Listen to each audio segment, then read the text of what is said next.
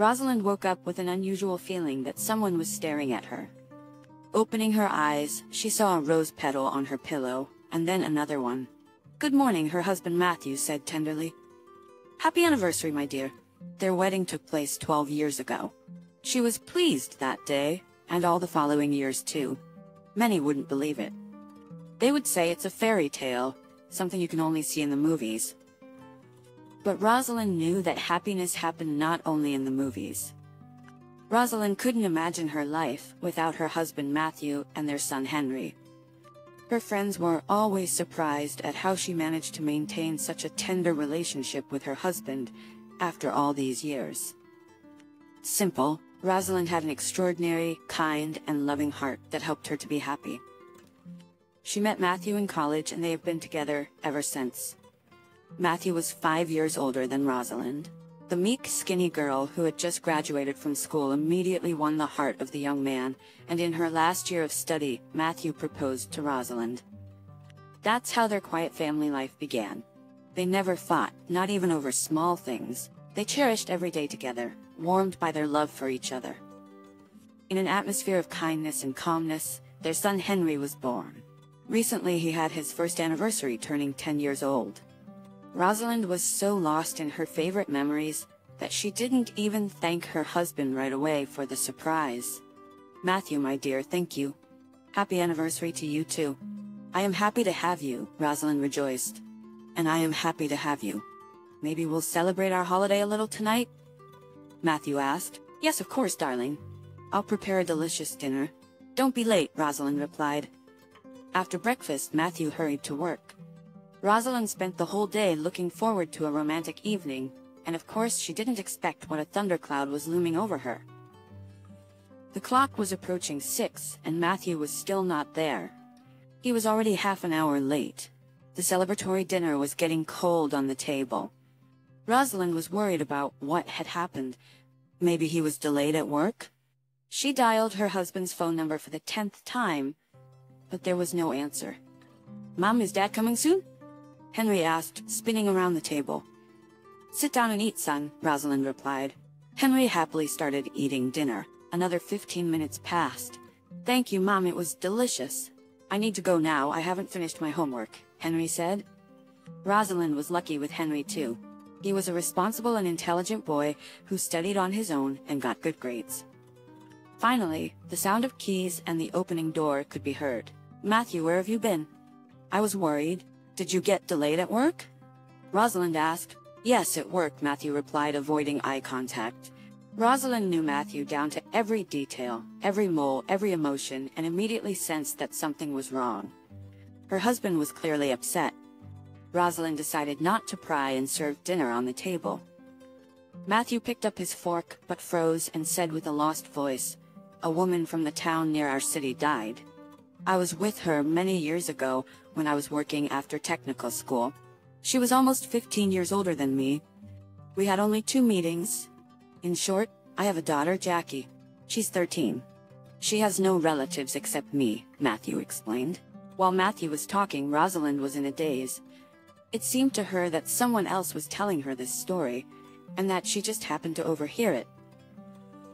Rosalind didn't try to figure out when this happened to Matthew, before or after they met. It was too painful, and what was the point if everything had already happened? The decision came naturally. She wouldn't lose her family under any circumstances. Matthew sat there dejected with his head down. He was very ashamed in front of Rosalind. He was afraid to break the silence, fearing Rosalind would not accept it and would leave. Suddenly Rosalind's gentle hand rested on his palm. She looked into her husband's eyes and timidly asked, "Matthew, what are we going to do?" "We need to decide about the child." Although she already knew the answer, Matthew was kind and decent, and Rosalind had a premonition he would admit his daughter without a second thought and take care of her. "Rosalind, I will do a DNA test, and if Jackie is my daughter, I cannot allow her to live in the orphanage with a living father," Matthew replied. The word father painfully cut Rosalind. She couldn't bear the thought that her Matthew had once caressed another woman besides her, even if it was a long time ago, perhaps before she met him. "I understand, Matthew. Go get her," Rosalind said barely audibly. She couldn't offer to go together. Not yet. The next day Matthew left to get Jackie. Rosalind was restless, wondering how the girl who had just lost her mother would perceive her father. After the death of her closest person, she was probably overwhelmed with grief and fear for her own fate. Perhaps she would refuse to speak with her unexpectedly discovered father, and even more so with the woman who had now become her stepmother. That day, everything went wrong for Rosalind. Any work fell out of her hands. Despite her love of cleanliness and comfort, a short call from her husband during the day was like an electric shock. "Rosalind, we're coming tomorrow night," he said. She had hardly slept all night. It wasn't easy to connect with a 13-year-old, but Rosalind hoped that love and tenderness, which were a part of her life, would help her navigate this difficult situation. Telling Henry was difficult. He was already 10 and understood everything. Rosalind couldn't think of a better way than to tell him the truth. "Mom, don't worry. We'll live. We'll see. The main thing is that we're together," Henry reassured her. In the evening, Rosalind prepared dinner, and the delicious smells from the kitchen filled the air.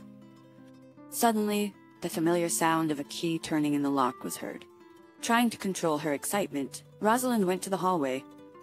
A confused Matthew was standing in the doorway, and next to him was a teenage girl with short hair, tattoos on her neck, and a nose piercing on the left side.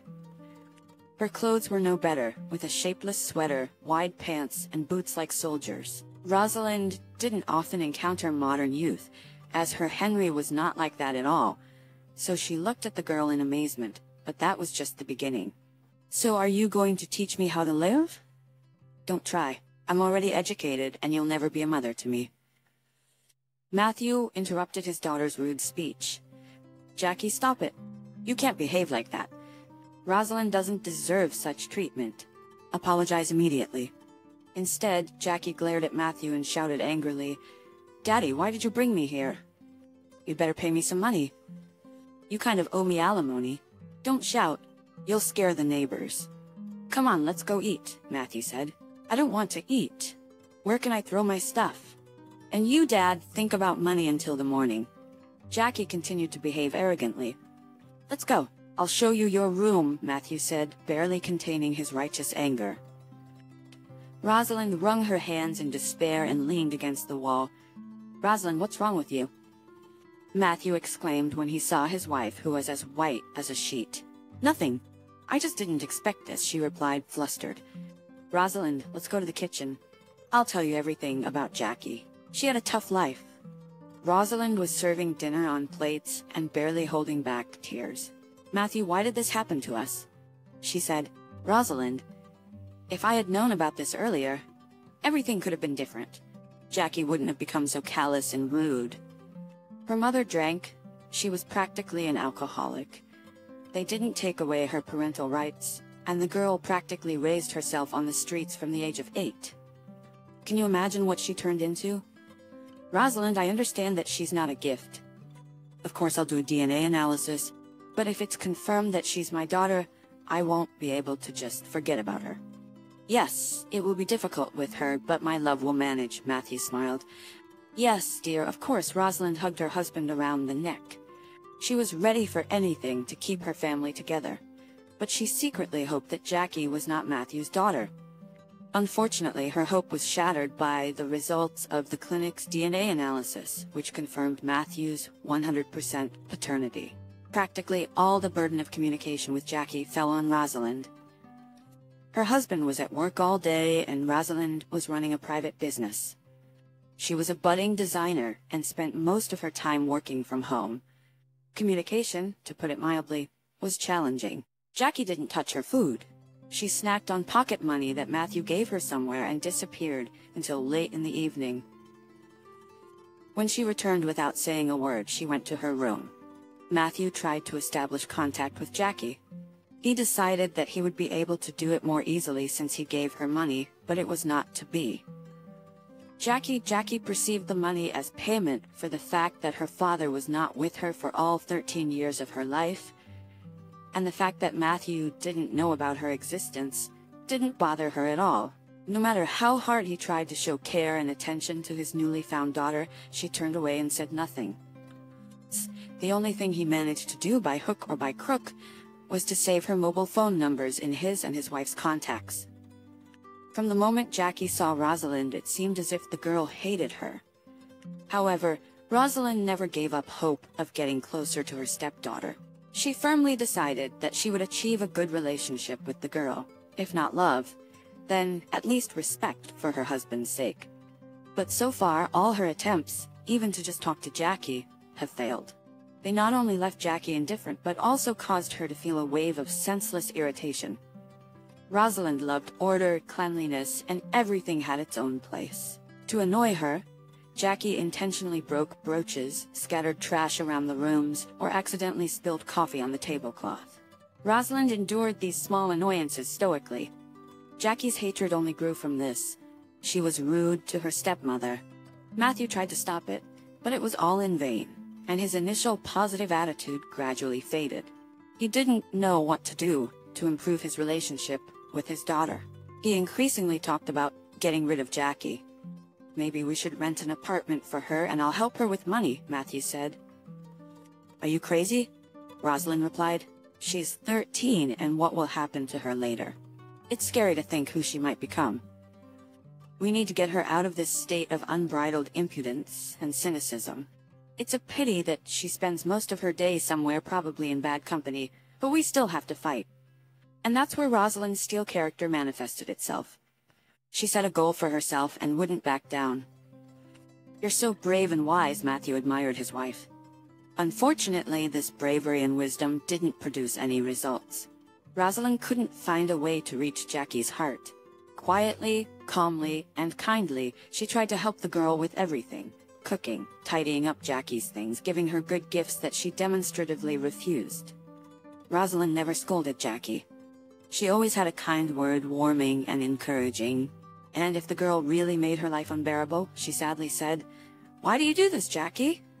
The situation was exacerbated by school. They had a hard time getting Jackie into a school near their home. But the girl became even more embittered and behaved despicably at school. Her father and stepmother were constantly summoned by the teacher and director, and then a terrible accident happened, compared to which the previous ones were nothing. On that day, as almost always, Jackie was scolded at school and got bad grades. She was in a terrible mood. She threw her bag in the hallway and, angry at the whole world, slumped into a chair. Rosalind ran out of the kitchen and asked, "Jackie, you're upset. What happened? Did you have a test? Let's go have lunch, and you'll tell me."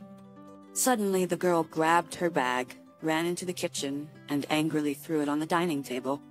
Plates, cups, and a pot of soup flew off the table, clattering and breaking, and Jackie, in a hysterical fit, grabbed the tablecloth and pulled it off.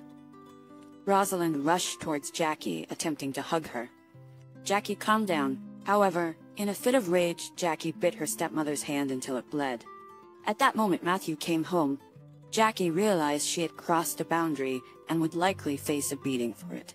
Shocked, she ran from the kitchen to the hallway, throwing on clothes as she went, and fled into the street. When Matthew walked in, Rosalind was bandaging her hand. Seeing her husband, she quickly made up a story. "Matthew, I'm sorry, but I had an accident. I got caught on the tablecloth, and everything on the table fell to the floor. I broke many dishes. I'll clean everything up now." Matthew saw his wife's injured hand and the blood-soaked bandage, and immediately understood what had happened. "Rosalind, don't lie to me. Did she hit you?" "I know she did. That's it. I've decided I'm gonna give her up." "I'll go to the orphanage on Monday," Matthew said. "Matthew, please don't rush," Rosalind pleaded. "Give me a little more time." "No, Rosalind. Today she hit you, and tomorrow, in a fit of nerves, she'll kill you." Matthew tenderly hugged and held his wife. "Matthew, it's so sad that it hasn't worked out. She's your daughter, after all. Can you give her one more chance?" "No, Rosalind, she's only our daughter on paper.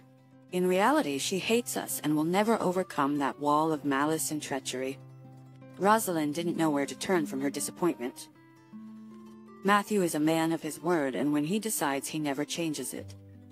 She couldn't melt Jackie's heart with tenderness and care, and that was a humiliating realization.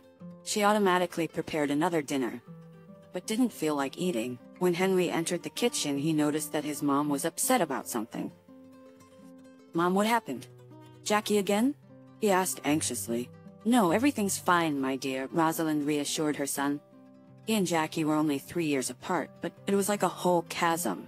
What to do? Matthew was brave now, but he would regret giving up his daughter to an orphanage later.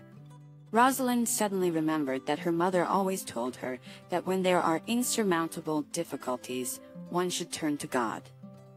Her mother was a sincere Christian, and she instilled a love of God in her daughter too. "Lord, help me. I want to improve my relationship with Jackie. Why does she hate me? Is it just because I am a stepmother? I don't know what to do. I rely on you," Rosalind whispered, praying selflessly and in tears. She was so absorbed in prayer that she didn't hear Jackie return. However, a strange whisper and barely audible sobs caught the girl's attention. She approached quietly and listened. The prayer, she knew it from somewhere. Suddenly she remembered. Her grandmother always used to recite this prayer when she was little. Jackie loved it very much. It's a pity that her grandmother died when she was only 8. After that, her life became practically homeless. Rosalind prayed, and Jackie couldn't take her eyes off her. Suddenly, she felt the urge to approach her stepmother and apologize for her behavior earlier that day. But something stopped her. That inexplicable thing that sat like a splinter in her heart and prevented her from opening up to bright feelings. She rushed to her room and tightly closed the door. All weekend, Rosalind was depressed because of Jackie. "Don't be upset, Rosalind. We're doing everything right. Don't hope for anything more. I shouldn't have brought her. She didn't even apologize for her terrible behavior when she hurt your hand." Matthew comforted his wife. "Don't make excuses for her terrible behavior. She'll come back tonight, and tomorrow morning I'll take her away." And that's it. But Jackie didn't come back in the evening. For the first time, she didn't come back that evening. And not at night either. Only towards morning, Rosalind's mobile phone rang. "Rosalind, I'm freezing. I can't move. Come and get me," Jackie whispered faintly. "Where are you?" Rosalind asked anxiously. "I don't know. Some abandoned non-residential buildings on a construction site not far from the city." The connection was lost. Rosalind unsuccessfully tried to call Jackie's number. "The subscriber's unavailable. Matthew, let's go faster. Something's happened to Jackie. She says she's freezing, and it's the end of October now. It's cold outside." Rosalind was scared. Without hesitation, Matthew ran to the car, and 10 minutes later, they were driving out of town. An abandoned building on a construction site. There were many such buildings outside the city, but they were lucky. Jackie was found in the first house they came across. Upon entering, they found her unconscious with closed eyes, a pale face, and blue lips. Later, at the hospital, the doctor said it was hypothermia. "You found her just in time. She was on the verge of freezing to death. But she's young and strong and she'll recover. You can visit her tomorrow," the doctor said. The next morning, Matthew and Rosalind rushed to the hospital. When they entered the ward, Rosalind ran to Jackie and hugged her for the first time. "Jackie, what happened?" Rosalind asked. "Rosalind, forgive me for everything. You're the best. I've been on the street since childhood, and I've become hardened. I've been offended by the whole world. I forgot that there's goodness, love, and care still exist in life. I thought they no longer existed, like mammoths, and that you were just pretending to be good in your husband's eyes. But yesterday I heard you sincerely praying for me. It was so touching, like when my grandmother used to read prayers to me as a child. I wanted to come to you, but I didn't dare. Then I accidentally overheard that Dad wants to send me to an orphanage. I would rather die than go there. That's why I decided to freeze, to just fall asleep and never wake up. But I couldn't do it. Jackie was unable to speak anymore. She was choked with tears. Everyone was crying. Jackie, Rosalind, and Matthew. The standoff between the stepmother and her stepdaughter was over. With her kindness, Rosalind defeated the anger that had taken hold of Jackie's mind and turned her soul around. And the girl loved her because it was impossible not to. The most important thing is that they are now together. They are one family,